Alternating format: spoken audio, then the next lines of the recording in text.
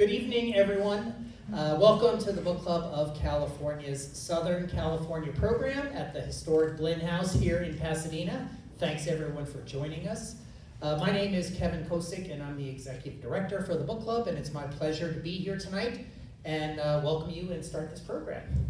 For those of you that are new to the Book Club of California, we are a nonprofit, member, and donor-supported organization that is dedicated to preserving and promoting the history of the book and the book arts. Oftentimes we do that with focus on the history and the literature of California and the West. The Book Club publishes limited edition, finely made books. We have a year-round series of exhibitions and programs like the one this evening on topics including fine printing, design, typography, bookbinding, collecting, and much, much more. Now, if you're interested in what we do, please consider joining our century-long tradition. Our membership dues are modest, as many of you know, because many of you are members here. But the benefits are many, and we simply can't do the work of the book club without the support of our members. So check us out online at bccbooks.org to learn more, to join, or to donate. Now, in addition to supporting fine printing and the book arts, the book club has, since its very founding, been an important advocate for scholarship in and the appreciation for the history of California and the West. And that aspect of our mission remains very much true to this very day. Tonight, the book club presents the 7th Kenneth Karmiole Endowed Lecture on the history of the book trade in California and the West. Now, we will have time for some Q&A with our speaker at the end of the lecture, so just hold your questions till the end. I'll come back up to help facilitate a Q&A with you. Now, though, I would like to introduce the Vice President of the Book Club's Board of Directors, Daria Tapoussis.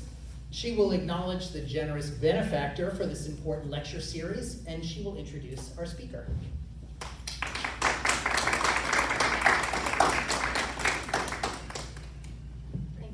Adjust to the short height here. Well, good evening, members and guests. I am Daria Tapoussis, the Vice President of the Book Club's Board of Directors. On behalf of the board and our members, it is my very great pleasure to welcome you to the 7th Kenneth Karmiole Endowed Lecture on the history of the book trade in California and the West. This perpetual lecture series has been made possible through the extraordinary generosity of longtime Book Club member and former Book Club of California Board Director, Mr. Kenneth Karmiole. Ken is not only a respected member of the antiquarian bookselling community, having been the founder and president of Kenneth Karmiole Booksellers since 1975, but he has also been one of the most active and generous supporters of academic libraries and of the bibliophilic community. Ken has established multiple endowments for the purpose of rare books, research, lectures, archival studies, and students working not only with the Book Club of California, but also with Rare Book School at the University of Virginia and in his alma maters, UC Santa Barbara and UCLA. Ken has served 3 terms on the National Board of the Antiquarian Booksellers Association of America and received the Distinguished Alumni Award for 2011 from the UCLA Library and Information Studies Alumni Association. I got the pleasure of working with Ken for a few years on the book club board, and I always admired his passion for the bibliophilic community. So it's such an honor for me to get to introduce this lecture. The Book Club of California, future scholars and bibliophiles everywhere benefit from his generosity with this perpetual lecture series. Please join me in thanking Ken for his extraordinary support.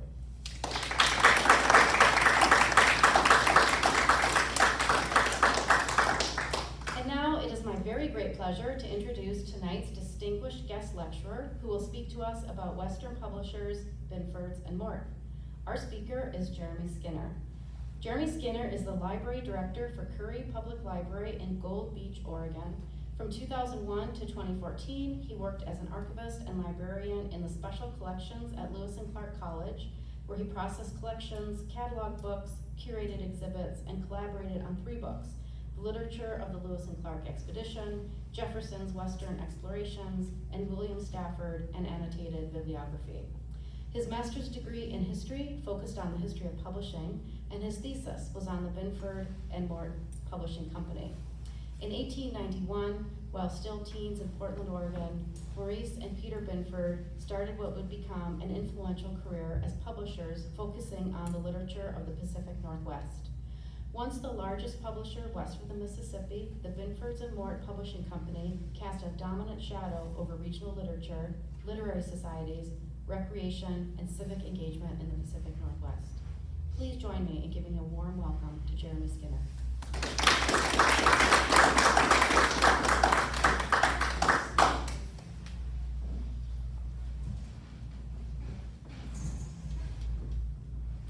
All right, can you hear me? Yes. Okay. Thank you for having me, and I also want to thank Kenneth and Kevin for being such gracious hosts over this week. Speaking in San Francisco was a lot of fun, and this has been a very special thing for me. I really have not, I've been a public librarian, as was noted in my introduction, and I have not been engaged in the history of this for a while, so this has been a really good experience for me to dig in.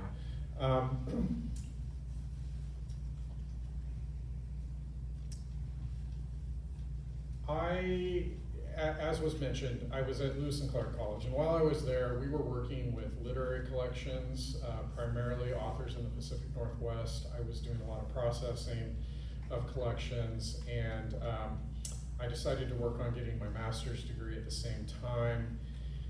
And as I was working in those collections, one of the things that I encountered were reference books and materials that I was using to try to supplement my understanding of the collections, and I was coming across reference materials that were published by Binfords Mort. And I was intrigued by them. They had a lot of good information, but they were a little amateurish in certain ways. They didn't have the same characteristics that a lot of the university press reference books had that I was used to working with. And there were a lot of them that were very specific to the area, and so I was just curious. They also had this kind of ridiculous name, which I wanted to know a little bit more about. So I started digging and convinced my advisor to let me focus on them as my thesis, which came with some issues. This is my home library, and well, not all of it, but this is my collection of Binfords Mort books. And they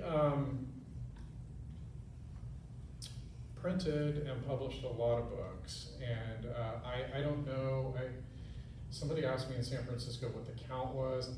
I can't remember. Last time it was like 500 or 600, I think, that I may have, and I also got some stacked behind because I've got different imprints of books.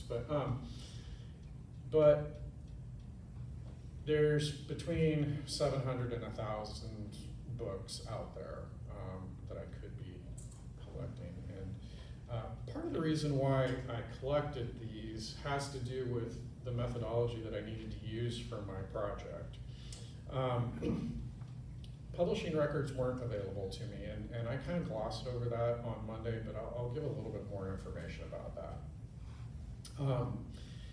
The publishing company was in family hands between the late 1800s and the 1980s, and when it sold, it was bought by a couple who were taking it on as a retirement project, and within 2 years of having purchased the company, the husband died, and the woman Polly Gardenier, who continued that company, really did not have the tools and was never able to achieve what they wanted to do with it. They really did a lot of reprinting and then a lot of basically printing for folks who wanted to have a book printed for themselves. And there were some issues with the sale. I don't know all of it, but I heard some things, and there were trust issues, and she was not going to let me access the publishing records, basically. And so what I ended up doing was working with booksellers, and I did a lot of research in the University of Oregon archives, who had author collections where I could look at the author's side of correspondence with the publisher. But I also collected a lot of materials, some of which I'll reference tonight, that are journals of family members, mock-ups for publication, and copies that belonged to the publishers, that have inscriptions from the authors. So that's kind of the methodology that I use to build a lot of the material for my thesis, and that's why I have this little library.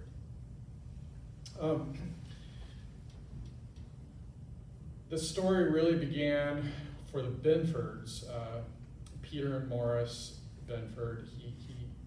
Yes, I was told it's Maurice, not Maurice.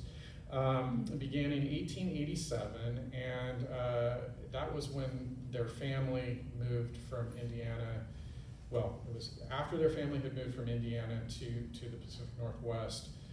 Their parents had died when they were young boys, and their sister and their sister's husband adopted them. And their sister's husband, frankly, in 1887, bought a newspaper in what's now Washington, in Goldendale, Washington, which is north of the Columbia River, just east of the Cascades. And when Peter was 11 and Maurice was 9, they started working as printers for a newspaper. That newspaper didn't last very long, and then the family moved to Portland, and frankly took over the Northwest Pacific Farmer, which was another newspaper where they built their experience.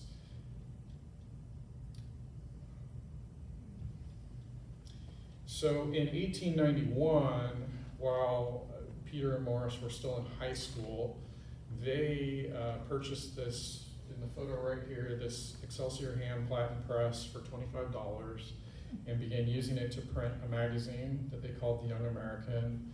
You can kind of see it there. That's one of the few things that I have never been able to get my hands on, at least to own. So if you do come across one, you've got a buyer. This was their first business endeavor, and they sold subscriptions to this. And then 8 years later, they decided to launch their business, and they went to a bankruptcy auction and purchased the rights to the Metropolitan Printing Company, as well as some printing equipment, and became job printers. They moved around the city to different locations. They were on a pier over the river for a while. I'm kind of intrigued by this photograph. It looks like they're just in this tiny little closet almost. And so this is Peter Binford, a little bit older. So from 1899, when they launched their job printing business, to 1930, and beyond, but I'm just going to stop at 1930 for the moment. They were a part of a group of job printers in Portland. It wasn't a huge group, but there were a handful of them, and the Binfords did a little bit of everything. Some of the surviving evidence that I've been able to see, they did stationery, they did some self-published books for folks, they did advertising, and they did one of their big contracts. What I can see is probably their primary contract was with the Portland YMCA, and they did a bi-monthly newsletter for them. One example of some of their early-ish job printing.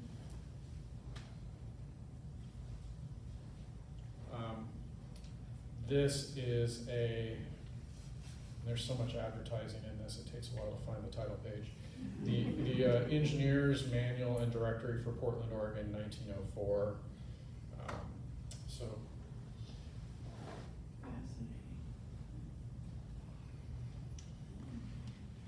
And since I've got Peter up here, I just want to say you can see his book plate, and it showcases what his role was in the company. He was the typesetting and design specialist within the company, and really he was the driving force behind the publishing business. His son Tom also took over the publishing business after he died in 1959, actually probably a little bit earlier than that. And I threw this slide in here. I've had a lot of help from booksellers, and I've had a lot of good fortune. And one of the things that I lucked into was a cache of books that were from Peter's library. So this is a Peter Binford copy that's inscribed to him by the author. Some of their job printing from that early period, some of the books that they printed, a variety of things, but I put this slide up here primarily for the human sterilization book. I've got a copy of it here. And this book actually, in the scheme of Oregon history, is a fairly important book. It was Bithynia Owens Adair, who was a suffragist and was one of the first female doctors in Oregon, also happened to be a eugenicist. And this book was a part of her effort to convince the legislature to pass eugenics laws. And I threw this slide in here. This is totally out of context and out of the timeline, but after they became publishers, they continued to do job printing, and this book has always just intrigued me. This was a slightly later job print. And Frank Robinson was a con artist who actually started out here in Southern California, and eventually ended up in Moscow, Idaho, where he had a correspondence course business where he was teaching people to his sort of pseudo-religion called Psychiana, where they could fix all their problems, through psychic powers. And there is a fairly recent historical book by Washington State University Press that talks about Frank Robinson subject. Okay, back to my real timeline. Maurice Binford. Maurice was the business manager for the company, and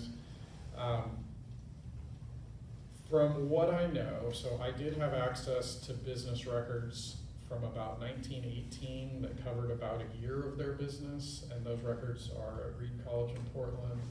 And their business was not, during that time period, booming. They took a lot of vacations, but they were making enough money to get by. And one of the interesting things that I discovered when I was doing research on the company is that part of what made the job printing community in Portland function was the being a part of an organization called the Franklin Association, which was a price-fixing operation, more or less.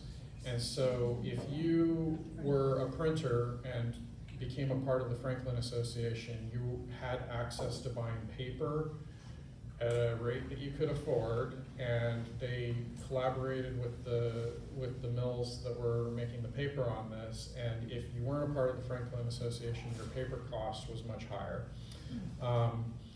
And the deal was, if somebody came to your print office and proposed a print job, there were charts that you could follow on giving the bid for it, and then you would contact all the other printers and let them know what you had bid on it, and they were not allowed to underbid you.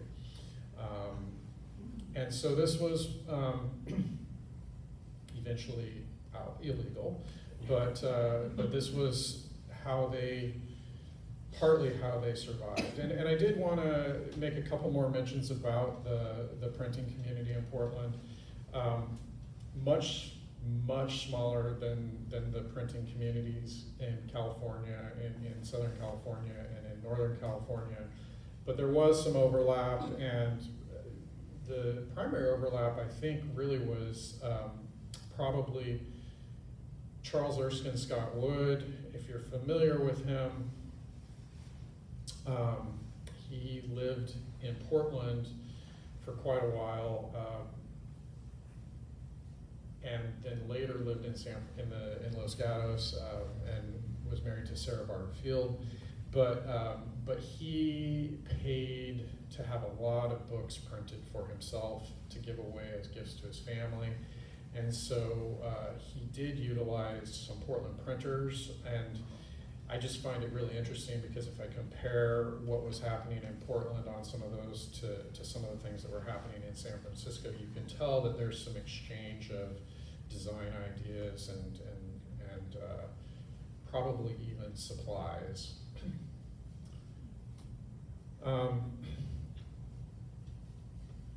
I did want to talk a little bit, this gets complicated, and just to explain when they became a publisher. So they bought their business, the Metropolitan Press. They were job printers. In 1930, they decided that they were going to start their own publishing business as a part of this. In the publishing business, they would pay the authors, they would print the books, they would distribute the books, sell the books. But they didn't really separate they didn't brand it very well initially. So from 1930 to 1937, it remained called the Metropolitan Press. So it's kind of hard to distinguish between the items that they were job printing and the items that were published. Really the only way to do it is to look at their catalogs and their what's on the jackets of the books. And in 1937, when they became Binfords Mort, that was partly because their books were being distributed by that time by Morrow in New York, and Morrow said, you need a more recognizable name, and they came up with this. And Ralph Mort was their nephew, and so Morris really took over the business operations, and then Ralph Mort took over the job printing side of things. And that was kind of the division of labor within the company. So I'm going to start now. I'm going to move into Binfords, into the what they publish, what the nature of their publishing company was. And I just want to put this out there. They started this company in 1930. So really a part of my research is really trying to figure out how did they survive in 1930? Why did they start a publishing business in 1930? And so that's a little bit of what I'm going to talk about here. So the first book that came off their press that was Marooned in Crater Lake by Alfred Powers. And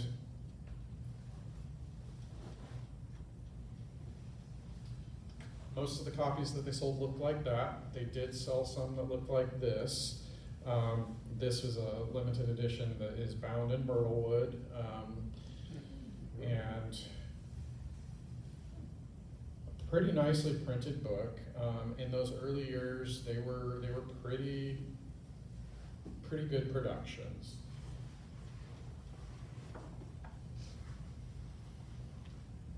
Alfred Powers is an important figure in the history of the company. He was an editor for them and did a lot of work at bringing in authors. He was the head of the Oregon University Extension Program, the part of it that dealt with writing. And his focus really was history, fiction,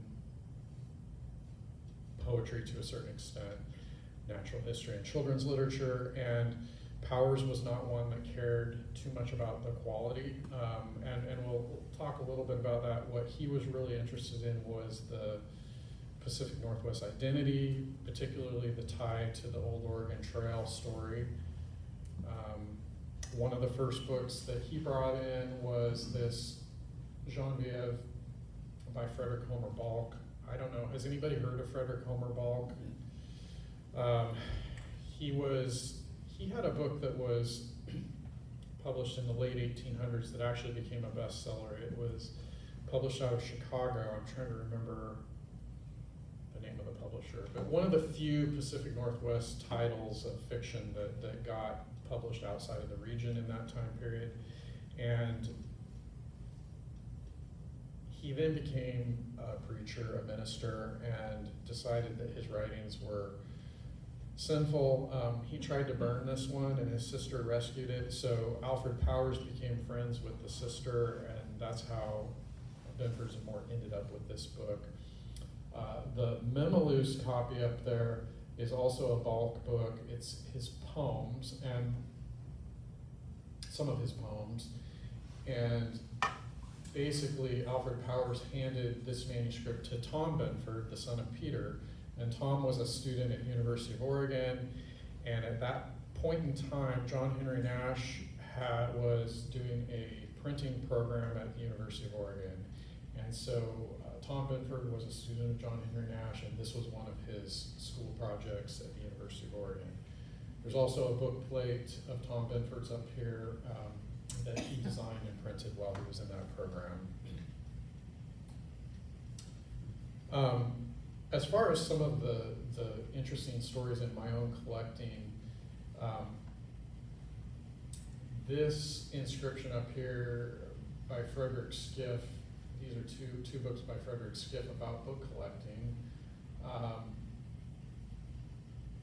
is to a woman named Bertha Domain, and Bertha Domain was a secretary for the publishing company, and a bookseller in Portland came across her entire collection of books, and they were all mostly inscribed by the authors, had not been read, had not been shelved in the sun, they were pristine, they weren't price clipped or anything. And so I ended up with a pretty amazing collection of books that from 1930 to 1935 that look like they're brand new. So some of their strategies that they employed, they did a lot with getting the rights to books that had been printed a lot earlier, Astoria and Captain Bonneville by Washington Irving in particular. But there were a lot of them, and they reissued them and continued to reissue them in printing after printing, and those were a steady stream of revenue for them. The Empire Builders by Robert Ormond Case, I've got a copy of that up here. That's the mock-up that's got their editorial notes in it for the changes they were going to make for reissuing it.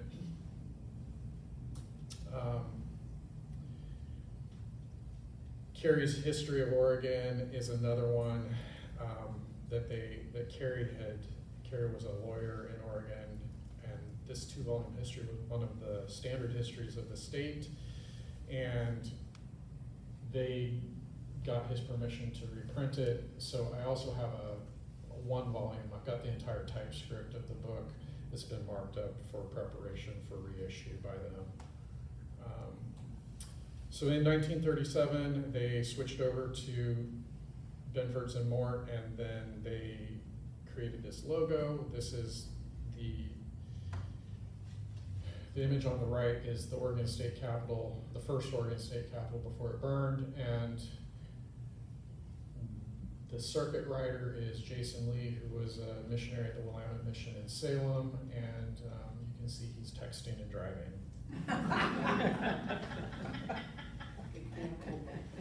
This is the very first little pamphlet, but this is the first book that they issued with their logo on it.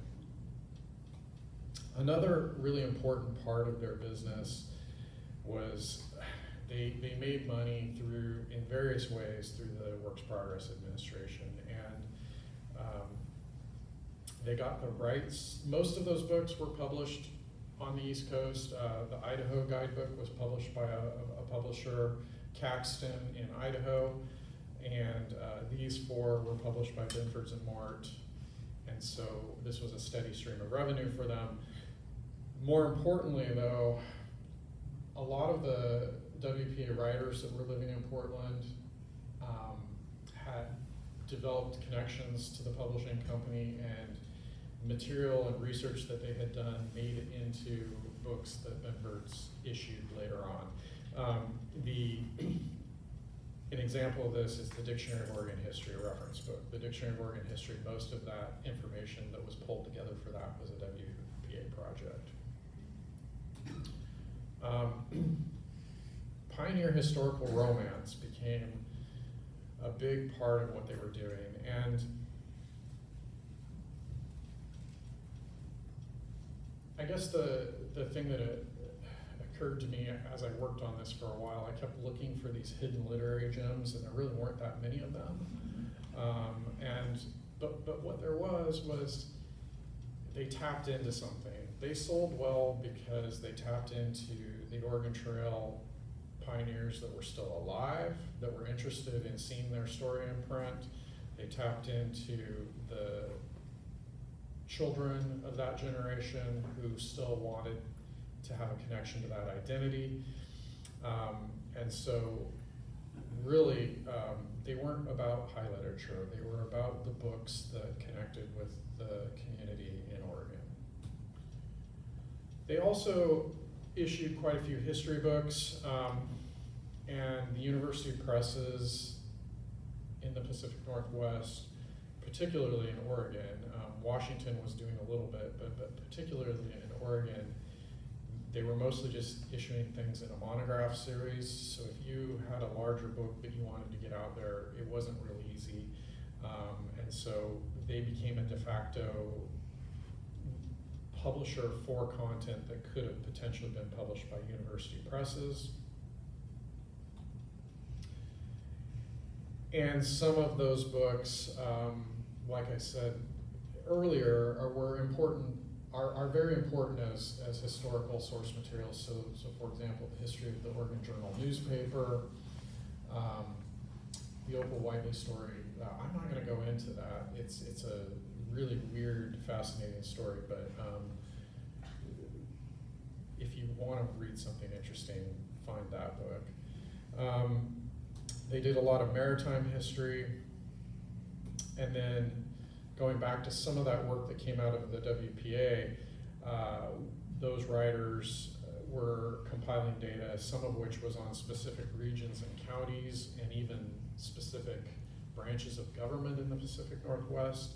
And so those books, a lot of those books eventually came out through Binfords and Mort. So the one on the top left is the one, this is one of those books that really drew me to this company, because this is a history of the counties where my family lives, and this is really one of the main history reference materials for that region. Also, I mean, just think about this, a book on county government in Washington State, isn't that amazing? All kinds of books on cities, specific locations around the region. College and university histories, again, just to drive home the point, the university presses weren't publishing these books. So University of Oregon, Willamette University, Linfield College, Lewis and Clark College, all had books that came out through Binfords and Mort, documenting their histories.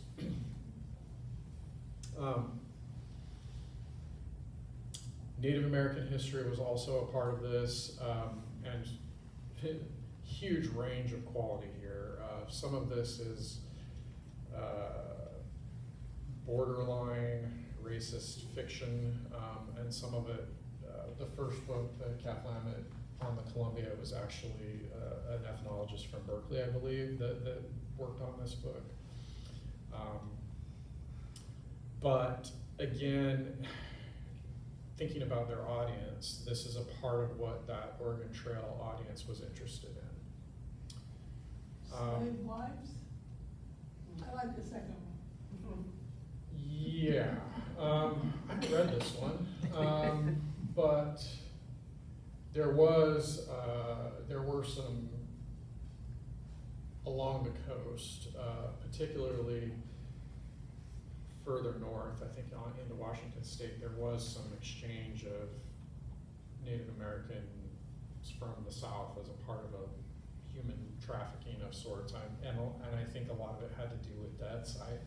I don't know, but not my area of expertise.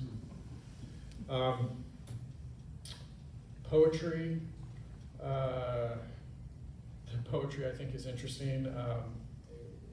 Howard McKinley Corning again was one of the lead people with the WPA project, and so his book Mountain in the Sky, the one on the top left, was published the first year that they were in business, and then he brought in all these other poets, and they continued to publish poetry, and I think that really these poets weren't published anywhere else. This was their only source of publication. And I pulled this one up just to show that the quality of the printing, this is 1935, in the early years, was nice. They did a pretty good job. Even the paper on this, they used pretty good paper too. But that didn't last. They eventually got increasingly, in my mind, hokey looking. But the question was asked in San Francisco, and it did make me think. You know, part of this was also that there was a large stationer and bookseller in Portland called J.K. Gill, and J.K. Gill had a Pacific Northwest literature section, and the Binfords publications were the primary books that were in that section, and so they were issuing them in jackets that were eye-catching. The reference books, again, Oregon Geographic Names, Dictionary of Oregon History. There was a History of Oregon Literature, Oregon History of Oregon Newspapers, and then the Guide to the Study and Reading of the History of the Pacific Northwest. Really important books, and in some ways they have not been redone for a modern audience. They really should be. But I do think that they played a role. I know because I've looked into this, but a lot of these books lived in public schools for a very long time, and some of them are still in public school libraries. And they formed sort of this core, I guess, a reference collection of what Oregon is. They also got into tourism books, natural history, again with no university press. The authors that were writing these books for the region needed a place to have their books published. The one on the right is one of my favorites. This one came out of that collection, that Bertha Domain collection, and it's not a very big book, but it's got at the back a section of glued pages that are stuck together with a carve out, like you would hide something in the book, and it came with seed packets, and that mine still had the seed packets with the seeds in it. Fishing, nature trails, wildflowers, Indian relics, geology were all books that they published. And then children's books. They published children's books, quite a few of them, and I think a question was asked in San Francisco about the illustration. Was this done in-house? Some of it was they were just finding somebody, but what I can say is that the mascot bears on the bottom left, Muslin Town, Pigtail Days, all have the same illustrator. Her name was Callista Dowling, and Callista Dowling, I did do some research on her when I was working on my thesis. Basically, she was one of the only people that was doing sort of this type of illustration in Portland, and so they were paying her to work on these projects. More children's books. One of the other finds that I came up with that I'm pretty proud of is just a couple of stapled paper pages that was a coloring book that survived. And then here's some chapter books for kids. These are all focused on more or less survival out in the wild and nature, a close cousin of that Oregon Trail pioneer identity. And I threw this slide in here just because Ben-Hur Lampman was an editor at the Oregonian, and I did want to point out that they were pretty smart. They made sure that they published all of his books, and they got good reviews in the Oregonian when they needed them. There were some gems, in my opinion. I haven't read all of these books, but I did read some of them. I kept trying to read more of them and couldn't. But The Loop is one of probably my favorites. The Loop is actually 13 different authors. Each one, they handed off the beginning of the book to one author, and then the second author had to basically follow up on what the first author did. There was no outline set to come up with a coherent story here. The book in the middle, Disillusion, is a fiction set in a Washington mill about a strike, and this is a fairly important labor fiction work. So yeah, they stumbled into some things, but that didn't necessarily fit that Oregon Trail mold, but for the most part, that's where their business came from and how they survived. This is my last slide, and I guess what I really want to do right here is just step back and think about this. So the publishing company by the 1950s started to fade, and there's a few things that happened. First of all, Tom Binford took over the company, and Tom Binford was not interested in the same kind of quality that his father was in terms of the printing, and those WPA folks were fading out. They weren't bringing in the same kind of content. Additionally, during World War II, there was a huge demographic shift in Portland. That dominant pioneer era population was somewhat superseded by the influx of folks that came to work in the shipyards, stayed in Portland. Just a big demographic change with a lot of different backgrounds and different interests, and the pioneer story just didn't sell quite the same way after that. But they continue to print, and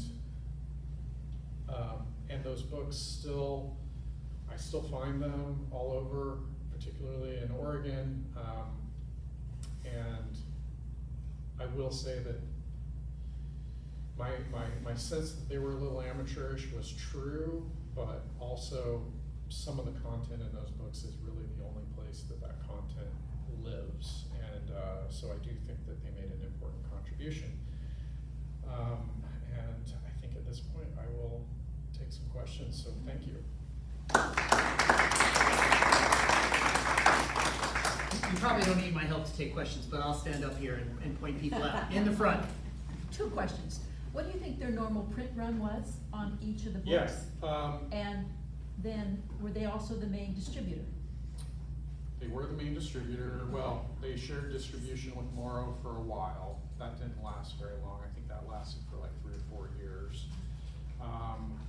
But yeah, they were the primary distributor to my knowledge. What I was able to do was look at some contracts that they had with authors in the author collections, and I'm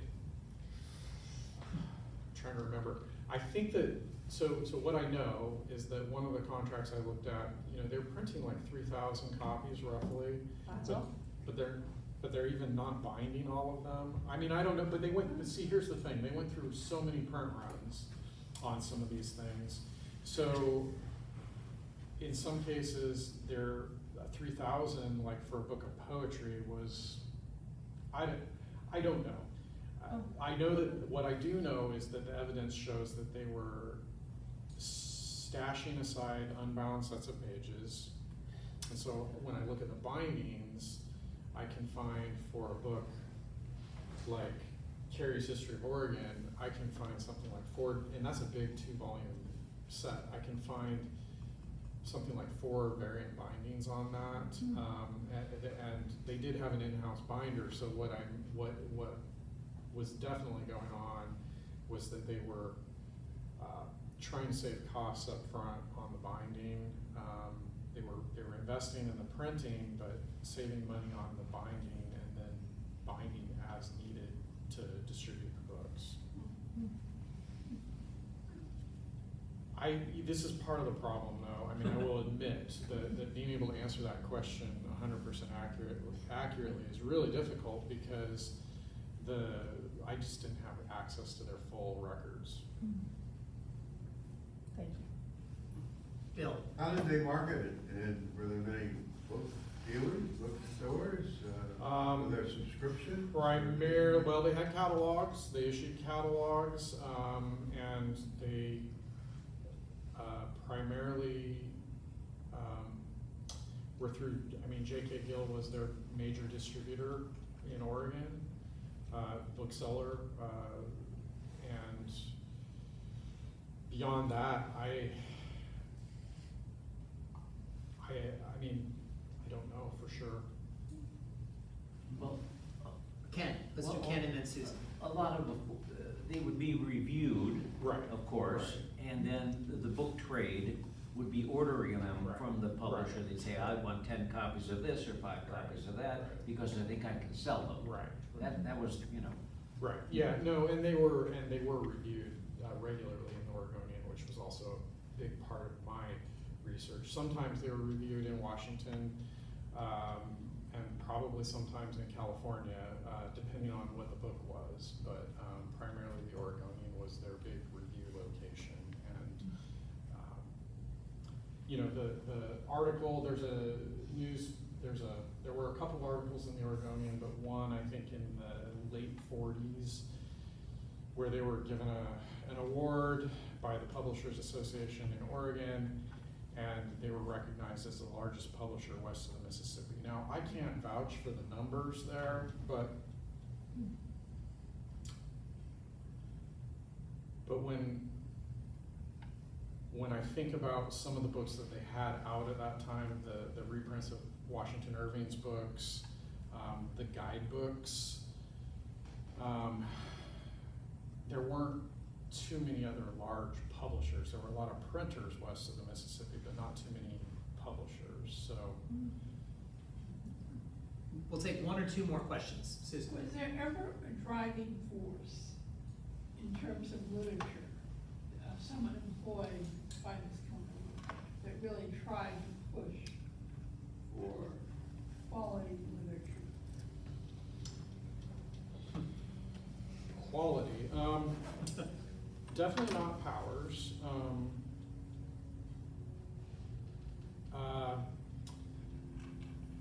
There were, let me think about that for a second. Employed by the company, I would say they had one editor named Laura Phillips who worked after Powers. So she probably started working in the late 30s up into the 50s. The problem is when I look at the content that came out from that period, it doesn't impress me as far as the literary quality, but I do know that she brought in some decent authors and some decent books, but really I don't think they really discovered anybody. So for example, Robert Ormond Case and there's a few others that had been published by Doubleday and some other major publishers. They were already known, so they were just jumping from the big publisher to be published locally. So I guess I would say no. Last question. How many employees did they have? I don't have a definitive number on that. If you're talking about the publishing company or the printing business or both? Or Both. The publishing company was primarily Powers and Laura Phillips and a secretary and Peter Binford, and then in the admin office, Maurice Binford. The printing business, which did print the books, had a lot more employees. I don't really know how many, but I do know, the one thing I do know is that the printing business, I didn't mention this, but the printing business did subsidize the publishing business to a degree, and part of their success was that they were the only printer in Oregon that had the presses large enough to do the telephone directories, and so they had contracts for most of the major telephone directories. So they had, I don't have a number, but they did have a number of employees working in a print shop. Last question, anyone? Daria? I actually do have a question, because it's interesting to sort of see through your presentation how, in a lot of ways, very representative of the Pacific Northwest, from indigenous culture to the Oregon Trail to nature and things like that. I didn't really see a lot around like the timber industry. Did they get into any of the history of the timber industry, or was that too contemporaneous? History, there's one or two history books that they published about the timber industry, but to be honest, the timber industry story, a couple other smaller publishers in the Pacific Northwest really had captured that audience. So Superior Publishing Company in Seattle did a lot of timber books, and Caxton did some, out of Idaho, did some timber books.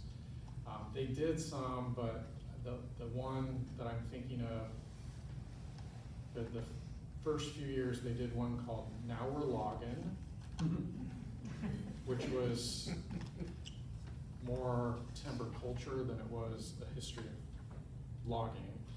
And they did one called the Plywood Era, more specific about plywood. And they did one called the Kings Pines of Idaho, which was sort of a history of that area of Idaho. But those are the three that come to mind for me. Great. Now with that, please join me in thanking our speaker, Jeremy Skinner. You did it. You and thoughts for the book club audience. Thank you, Secretary Jeremy. Thank you, Ken Karmiole, for endowing this lecture and bringing this content to us. And thank you all for joining us here this evening for the 7th Kenneth Karmiole Endowed Lecture on the history of the book trade in California and the West. Yeah. Please join us next month for our usual program here in Southern California, second Wednesday of the month. You can register for that online at bccbooks.org/programs. Thanks everyone for joining us. We do have a lot of the books that Jeremy has brought with him. If you haven't come up and seen them, please take a few moments now to come look at them before we pack them away. Thanks everyone, and we'll see you again soon.